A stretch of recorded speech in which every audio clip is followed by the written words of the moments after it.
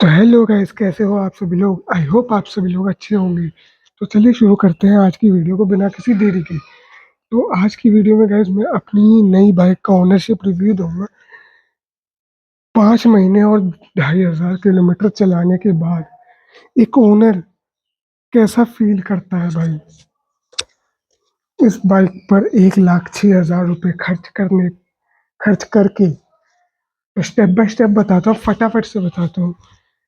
पहला, नेगेटिव से चालू करते हैं फिर पॉजिटिव में आएगा। नेगेटिव में, देखने में तो बड़ी खूबसूरत सी हेडलैम्प लगती है, लेकिन भाई ये लो बीम का नीचे वाला हिस्सा है, ऊपर वाला हाई बीम का। इससे घटिया हेडलैम्प बाइक में देखी ही नहीं है मैंने। ठीक है, इससे गंदी हेडलैम्प मैंने नहीं देखी है बाइक में आज तक। इतनी गंदी हेडलैम्प भाई, थ्रो ही नहीं है इसका कुछ। इससे बढ़िया होंडा SP 125 की हेडलैम्प है। पहला एक ये लगा हेडलैम्प बेकार है। अब दूसरा भाई, फ्रंट में LED हेडलैम्प तो दे देते हैं ये लोग, रेयर में हेलोजन हेडलैम्प है। अभी ठंड का मौसम है तो उतनी हीट नहीं होती, लेकिन ये हिस्सा पूरा गर्म हो जाता है गर्मी में। मेरा एक फ्रेंड है, वो ऐसे पीछे बैठा था, उसने पकड़ा था, गर्मी का टाइम था दोपहर में। ऐसे उसने पकड़ा था, ऐसे हाथ लग गया, चीख निकल गई भाई उसकी कि मेरा हाथ जल गया, रोक ले भाई। भाई लिटरली उसका हाथ की उंगलियां लाल हो गई थी भाई।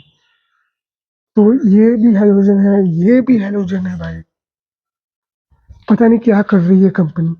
दूसरा नेगेटिव मेरे को बस ये लगा। अब तीसरा नेगेटिव की बात कर लेते हैं भाई। तो तीसरे नेगेटिव से पहले मैं बता देता हूँ, मेरा गला बैठा है तो आपको आवाज़ भारी लग रही होगी मेरी। तीसरा नेगेटिव, पुरानी वाली ग्लैमर में आपने देखा होगा गाइस, इंजन जो है ऐसे ना दे करके ऐसे दिया हुआ था लंबा। तो बाइक की लंबाई भी बहुत ज़्यादा थी उस दौरान पे। अब बाइक की लंबाई भी छोटी हो गई है, तो सीट की लंबाई भी इन्होंने छोटी कर दी है भाई। मैं अकेला लंबा ट्रैवल करूंगा तो मैं कंफर्टेबल हूँ, लेकिन किसी के साथ करूंगा तो दोनों ही अनकंफर्टेबल है।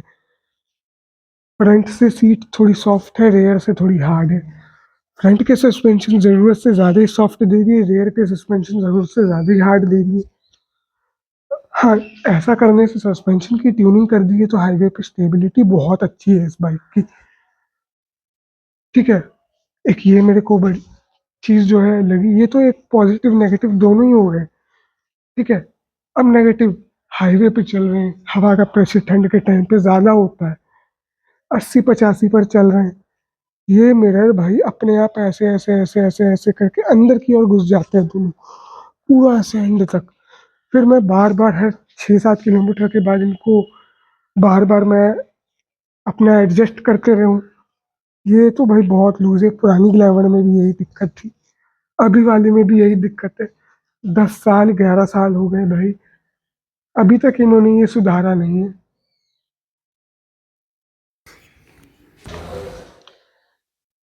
तो भाई अभी ना जोर से खांसी आ गई थी मेरे को, मैं पानी पीने चला गया था।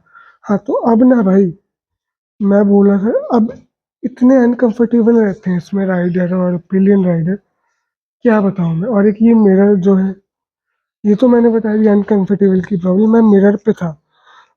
भाई 11-12 साल हो गए हैं, सुधारो ये सब चीज़ हीरो वालों।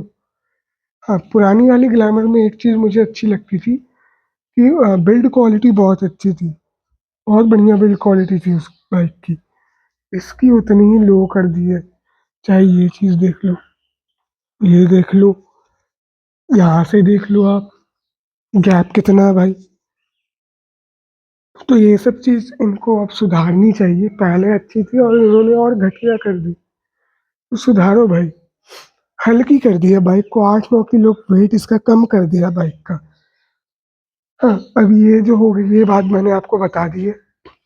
i3s यहाँ मिलता है, ठीक है। मैं ये लगवा रहा था, ये उसके कारण ये i3s का कपलर ये लूज हो गया भाई उनसे। मुझे पता नहीं चला, मैं ले गया 25-30 किलोमीटर दूर है सर्विस सेंटर मेरे घर से इसका। मैं वहाँ ले गया, वहाँ जाके पता चला भाई 6-7 घंटे बर्बाद करने के बाद ये लूज है। चालू हो गया i3s। भाई इससे अच्छा तुम किल स्विच दे दो। होंडा वाले किल स्विच दे रहे हैं, टीवीएस वाले किल स्विच दे रहे हैं, तुम i3s में पड़े हुए हो भाई। बेकार फीचर है, किसी काम का नहीं। किल स्विच होती तुरंत स्विच से ऑन ऑफ करो भाई। i3s का उतना वेट कौन करेगा। किसी के पास टाइम नहीं है उतना एक चीज का वेट करने को। किल स्विच देनी चाहिए थी भाई हीरो वालों तुमको। अब अगला मैं बताता हूँ भाई। अगला ब्रेक बहुत तगड़ी है। 1,06,000। अगर आप ड्रम ब्रेक ले रहे हो फ्रंट और रियर में तो कॉम्बो ब्रेक मिलेगी। लेकिन आप डिस्क ब्रेक ले रहे हो तो आपको फ्रंट में डिस्क का ऑप्शन है, रियर में ड्रम का मिलेगा। कॉम्बो ब्रेक भी नहीं मिलती है शायद इसमें। यहाँ से एक जो है यहाँ से अंदर तो जा रहा है, लेकिन इन्होंने बोल रहे हैं कि कॉम्बो ब्रेक नहीं है। पता नहीं, मेरे को समझ ही नहीं आया। यहाँ से आ रहा है लेकिन पता नहीं कॉम्बो ब्रेक है कि नहीं है। ब्रेकिंग अच्छी है, बहुत तगड़ी हार्ड ब्रेकिंग है, बहुत बढ़िया। रेयर ब्रेक भी बहुत अच्छी है भाई। लेकिन एबीएस क्यों नहीं दे रहे हो तुम लोग? मेरा एक्सीडेंट हो रखा है भाई इसी चक्कर में। गीली सड़क में है, इमरजेंसी ब्रेक मारनी पड़ गई थी। एबीएस नहीं है, स्किड करके मैं बहुत गंदा गिरा था। एबीएस दे दो भाई, एबीएस देनी बहुत जरूरी है। पल्सर वगैरह में एबीएस आ रहा है, टीवीएस वगैरह में एबीएस आ रहा है, तुम एबीएस नहीं दे रहे हो। चलो ये तो भाई होंडा वगैरह में भी एबीएस अभी नहीं मिल रहा है। 125 सीसी के सेगमेंट में बहुत कम बाइक है जिसमें एबीएस मिलता है। ठीक है, ये एबीएस से रिलेटेड मैंने आपको बताया एक। अब कुछ नोटिस किया? अब फ्रंट की नंबर प्लेट तो ढंग से दिखती ही नहीं है भाई। और नीचे, अरे अरे तुम यहाँ अंदर कर देते भाई, अंदर घुसा के नंबर प्लेट लगवा देते भाई। ये कोई तरीका है यार? भाई पुरानी ग्लैमर में भी बाहर की ओर नंबर प्लेट लगती थी। होंडा एसपी में भी बाहर की ओर लगती है, टीवीएस में भी बाहर की ओर लगती है, पल्सर में भी बाहर की ओर लगती है। तुम अंदर घुसा के नंबर प्लेट दे रहे हो भाई। क्या ये तरीका है हीरो वालों, बताओ। अब अगला देख लो। अगला नेगेटिव। कपड़ा मार के, कपड़ा मार रहा था, ये फंस के टूट गया भाई। ये अच्छा दे देते। होंडा एक्टिवा वगैरह में भी इससे अच्छा है। एक्टिवा तो 60-70 हज़ार की स्कूटी है, उसमें भी इससे अच्छा है। ये देख लो, ये भी दब रहा है भाई। इधर भी एक नीचे साइड का टूट रखा था। ठीक है, ये देख लो भाई तुम ध्यान से। देख रहे हो, उखड़ेगा नहीं लेकिन वो हिल रहा है। ये देख लो भाई, ये देख लो भाई, ये क्या लग रखा है इसमें। पता नहीं भाई क्या है। बीडीआई में मैंने बहुत बोला कर दो इसका, कुछ नहीं किया। ठीक है, नहीं किया इन्होंने। हाँ, और एक मैं बता देता हूँ आपको। जो पुरानी वाली ग्लैमर थी ना, उसमें ये फैक्ट्री से ही मिलता है पहले से ही। अभी पहले से मिलेगा नहीं आपको, एसेसरी इसमें खरीदना ही पड़ेगा और आपकी मजबूरी है। आप शोरूम से निकालोगे नहीं जब तक बाइक को, तब तक आपको ये लगाना ही पड़ेगा। इसके बिना आप शोरूम से निकालोगे कैसे भाई? आपको डर लगेगा, भगवान ना करे कुछ हो गया। ये बहुत हेल्प करते हैं, 400-500 रुपये ले लेते हैं। ये एक मेरे को लगा भाई, इसका भी कुछ करना चाहिए आपको।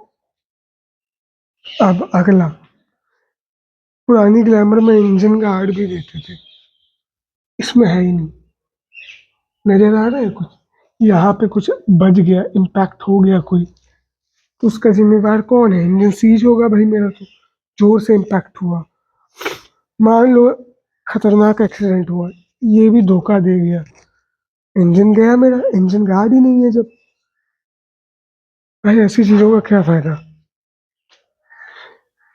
ये इन्होंने, इसका पॉजिटिव भी है नेगेटिव भी है। जंग लग जाती थी पहले, ये लोहा का होता था चेन कवर, तो इन्होंने प्लास्टिक का दे दिया। अब ये खड़कता रहता है भाई, खड़खड़ करता रहेगा।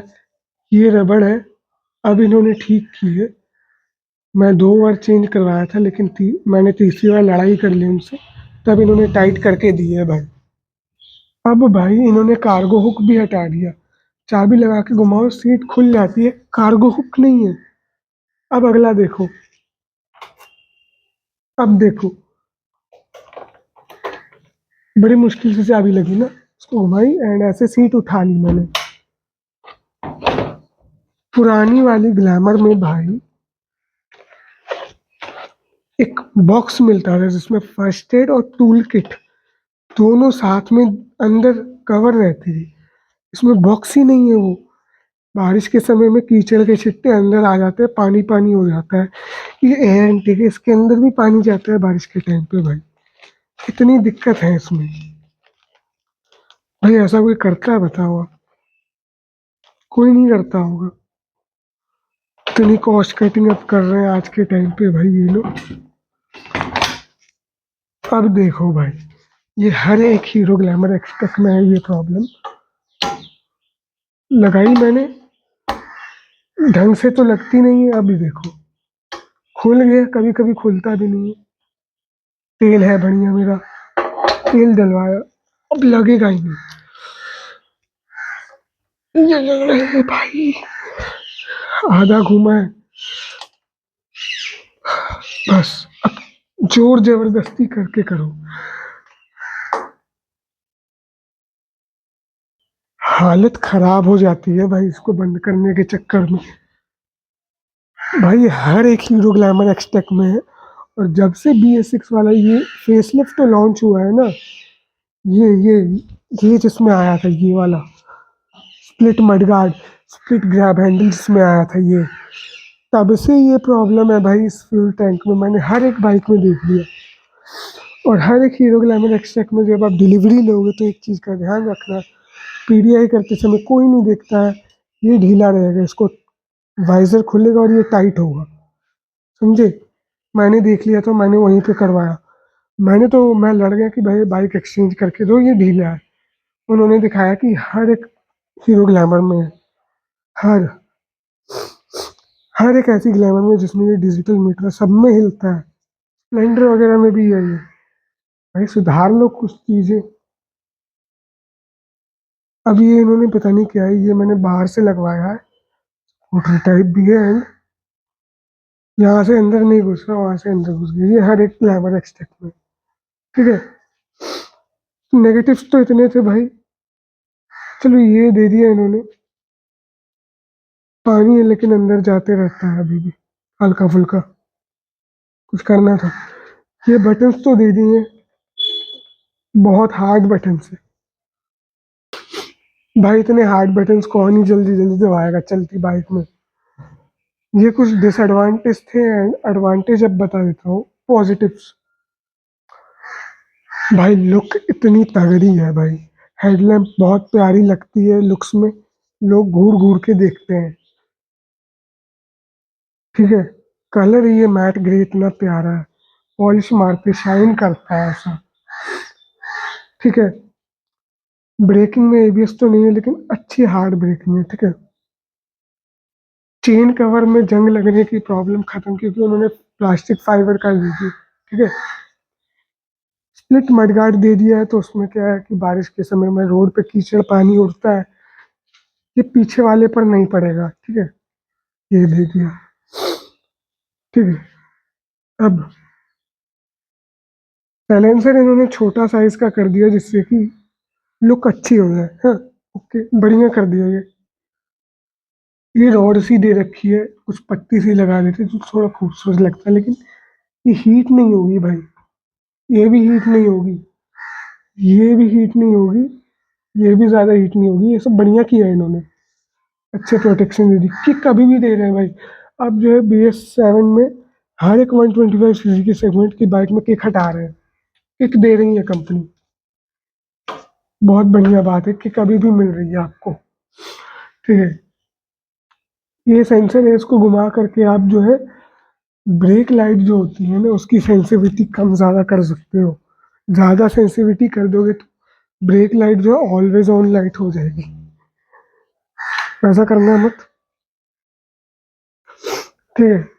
इंजन के बारे में बात करते हैं। 125cc का एयर कूल्ड इंजन है जो कि प्रोड्यूस करता है 10.6 Nm का टॉर्क और 10.8 की PS की पावर। पंजा देती भागता है ये इंजन, बहुत बढ़िया इंजन है। बहुत अच्छी ट्यूनिंग की है, 106 107 टॉप स्पीड इसकी आराम से जाती है। 60 70 पर चलाओगे तो आपको आराम से 65 तक की माइलेज ये निकाल के दे देता है। यहाँ पर माइलेज बताता भी है, ये तो 90 100 200 की भी बता देगा, ये गलत बताता है, ठीक है। एक पॉजिटिव और एक नेगेटिव मुझे अचानक याद आ गया।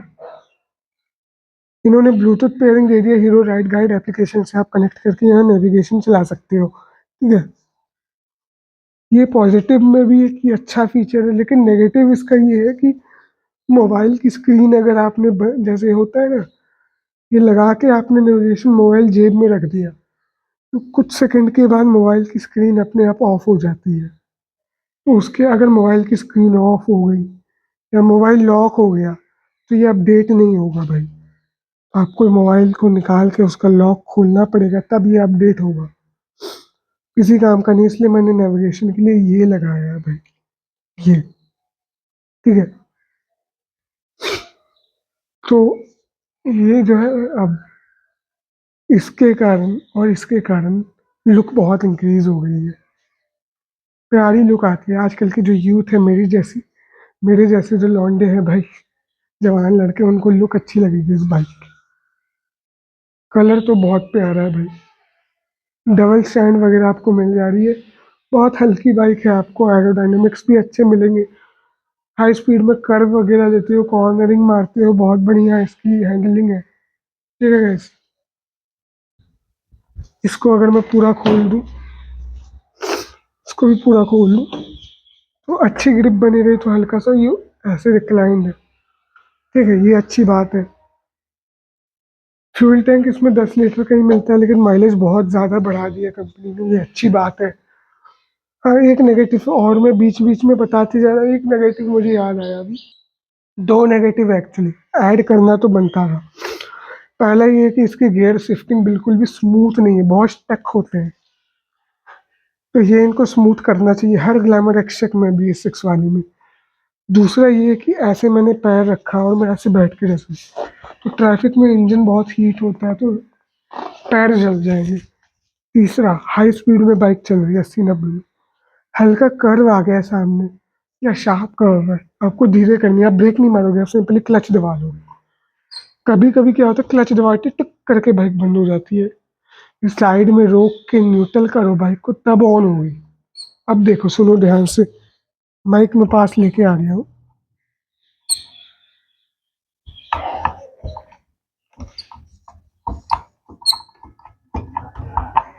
कभी कभी हो रही है, अभी नहीं हो रही है, कैमरा चालू है इसलिए चू चू करता है ये, ठीक है। अब अगला नेगेटिव ये है कि ये हॉर्न जो है, लाउड बढ़िया है, लेकिन टी टी जो साउंड है ना, ये हीरो एक्सट्रीम में जैसा हॉर्न आता है वैसा दे देते, तो ये नहीं होती है प्रॉब्लम।